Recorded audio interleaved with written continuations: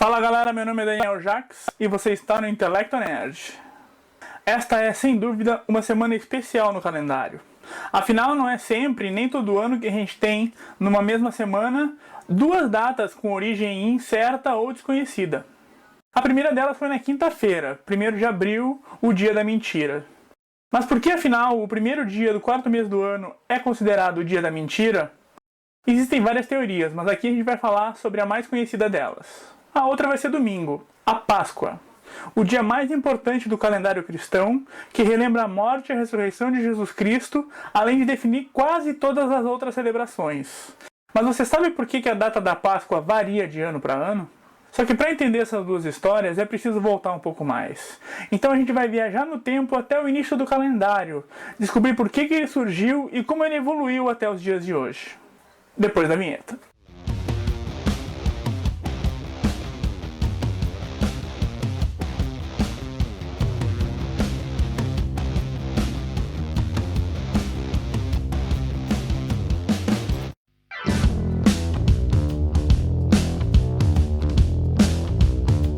É claro que os homens das cavernas não precisavam de calendário. Eles só tinham que acordar ao amanhecer, dormir ao anoitecer, e nesse meio tempo pescar, colher frutos e viver na imensidão diária desse planeta girando em torno do Sol. Isso só começou a mudar na Revolução Agrícola, cerca de 10 mil anos antes de Cristo. Apesar de que naquela época não se contava os anos assim, né? Foi aí que o homem sentiu a necessidade de contar o tempo, pelo menos para saber quando colher e quando plantar. O tempo passou, civilizações se sucederam e vários calendários foram criados, a maioria baseados na Lua ou no Sol. A primeira tentativa de realmente organizar um calendário anual foi feita por Rômulo, o primeiro rei de Roma. No padrão estabelecido por ele, o ano começava em março e era formado por 10 meses de 30 ou 31 dias, perfazendo um total de 304 dias. Os 4 primeiros meses tinham nomes e os outros apenas seguiam a contagem. O primeiro mês se chamava Martius, em homenagem ao deus Marte, da agricultura e da guerra. Marcava também o início da primavera. Em seguida vinha Aprilis. Sua origem tem duas versões aceitas. Uma delas é que o nome do mês vem de Aperire, que significa abrir, lembrando o desabrochar das flores na primavera. A outra diz que o nome vem de Aprilis, uma comemoração feita para a deusa Vênus. Maius, a deusa Maia, deusa da primavera e do cultivo. Június, a deusa Juno, deusa da vida social e moral, protetora das mulheres. Quintilis, quintus, 5. Sextilis, sextus, 6. Setembro, septem, 7. Outubro, octo, 8. Novembro, novem, 9. Dezembro, decem, 10. Numa Pompílio, o segundo rei romano, acrescentaria 2 meses. O primeiro foi Januárius, o novo primeiro mês do ano, em homenagem ao deus das entradas e portas. Reparem que agora, os meses cujos nomes apenas faziam a contagem já estão errados. O outro mês acrescentado por Pompílio foi Februárius, relativo a Februs, que era uma festa que acontecia todo dia 15 deste mês. Ele tinha 27 dias. Mas eventualmente mais dias eram acrescentados para coincidir com o calendário solar. E ficou assim: Januários com 29 dias, Martius com 31, Aprilis 29, Maius 31, Június 29, Quintilis 31, Sextilis 29, September 29, October 31, November 29, December 29 e Februários 27. Nessa primeira mudança, todos os meses ficaram com um número ímpar de dias. Isso porque os romanos consideravam os números pares números de má sorte. Contudo, o ano tinha ficado com 354 dias, que era o mesmo período do ano lunar dos gregos, mas era par. Para garantir a superstição, os romanos acrescentaram mais um dia a fevereiro, que passou a contar com 28 ou 29 dias. Foi nessa época também que surgiu a palavra calendário, do latim calendarium, que por sua vez deriva da palavra calendai, que significa anunciar, proclamar. O dia das calendas, ou dia do anúncio, era o primeiro dia da lua nova, então também o primeiro dia de cada mês. Nesse dia, o sacerdote convocava o povo para anunciar as celebrações daquele mês. É claro que, com um ano de 354 dias, O problema das estações do ano persistiu. Por isso, os romanos introduziram de 2 em 2 anos um novo mês, Mercedônios. O mais incrível é que Mercedônios, que tinha 22 ou 23 dias, era posicionado entre os dias 23 e 24 de fevereiro, que depois voltava para terminar.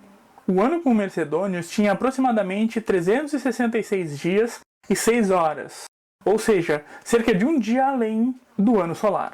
Ainda errado. Foram várias tentativas de corrigir isso, mas o tempo foi passando e a diferença entre o ano solar e o ano romano só aumentava.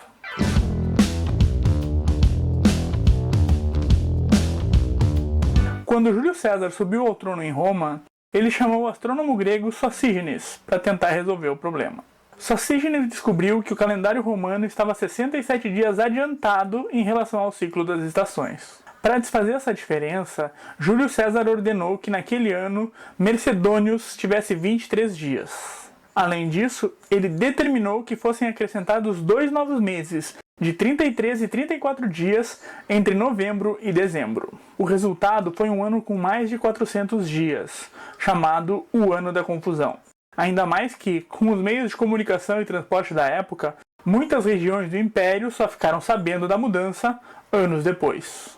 O calendário juliano passou a vigorar no ano 709 de Roma, equivalente a 45 a.C. Ele se baseava em um ciclo de 4 anos, com 3 anos de 365 dias e um ano bissexto de 366, quando era adicionado um dia a fevereiro. Mas por que bissexto? Diferente da crença popular, o ano bissexto não tem esse nome por ter 366 dias, 2 vezes o número 6. A explicação correta é que o dia complementar seria colocado entre o sexto e o sétimo dia anterior às calendas de março, isso é, entre 23 e 24 de fevereiro. E isso fez com que esse dia fosse denominado bissextus calendas. Em outras palavras, 2 sextos dias antes de março. Da mesma forma, os anos que contavam com esse dia passaram a ser chamados de anos bissextos. Além disso, o calendário juliano suprimiu Mercedônios, e fevereiro, ou februários, passou a ser o segundo mês do ano. Consequentemente, todos os meses, com exceção de janeiro, perderam uma posição.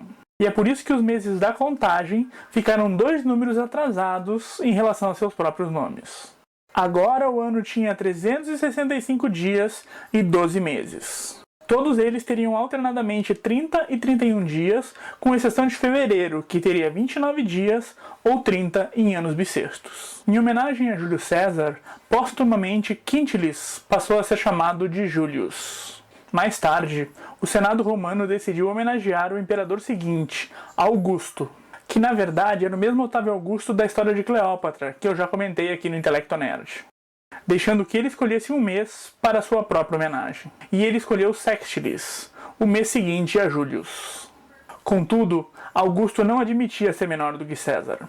E já que fevereiro tinha um dia a menos, ele tirou mais um, e fez com que o seu mês, Augustus, tivesse o mesmo número de dias de Július. E assim, fevereiro passou a ter 28 dias e 29 em anos bissextos. Para evitar 3 meses seguidos com 31 dias, Július, Augustus e Setembro, Augusto moveu os últimos dias de setembro e novembro para outubro e dezembro.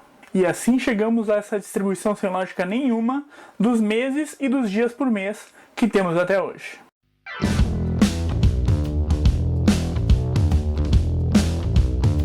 Depois da morte de Augusto, quem assumiu o trono romano foi Tibério. E foi durante o seu reinado que, na longínqua Galileia, viveu Jesus Cristo. Na época, um fato sem importância, mas que com o tempo se tornaria parte da cultura romana e do mundo, principalmente ocidental.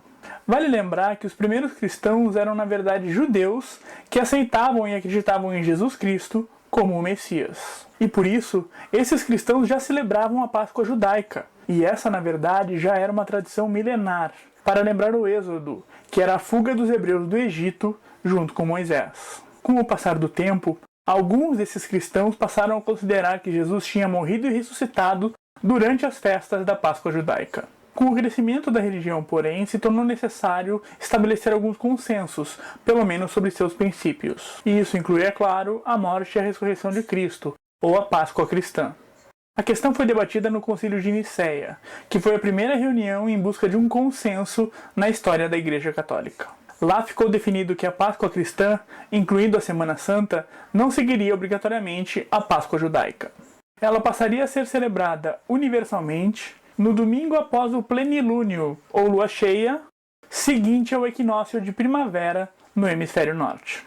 Em 2021, o equinócio de primavera do hemisfério norte, ou de outono para o hemisfério sul, foi no último dia 20 de março, e a lua cheia começou no último domingo, dia 28. Por isso, a Semana Santa veio em seguida, e a Páscoa será no domingo, dia 4 de abril.